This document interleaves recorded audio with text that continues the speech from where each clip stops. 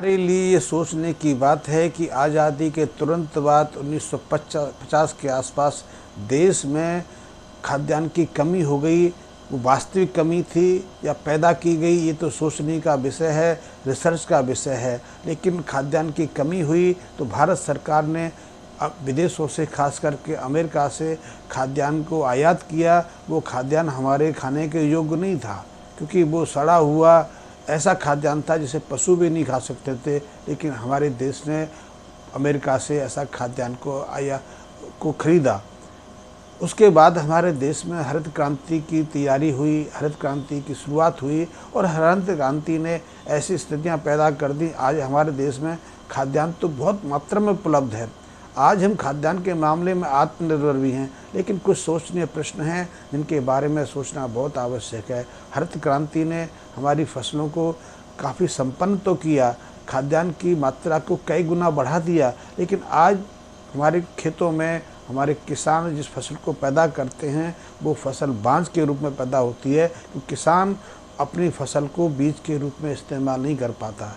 इसी तरह हम बहुत सारे फसलों को उनके बीजों से, उनकी गुठलियों से पैदा नहीं कर पाते, सब्जियां नहीं पैदा कर पाते। एक तरह से हमारी फसलें हैं वो बांझ होने लगी हैं। जैसे मनुष्यता में संतानहीनता की समस्या पैदा हो रही है, इसलिए IVF जैसी नया प्रचलन शुरू हो रहा है। क्या खेती में कृषि के क्षेत्र में भी किसान अपनी उस स्वाधीनता को छोड़ देगा, उस स्वतंत्रता को छोड़ देगा जो प्रकृति ने उसे उपलब्ध कराई है? और ऐसे बांझों के कारण कभी भी हमारा नहीं, पूरे विश्व का जीवन संकट में पड़ सकता है, क्योंकि बांझ बीज तो बांझ ही है।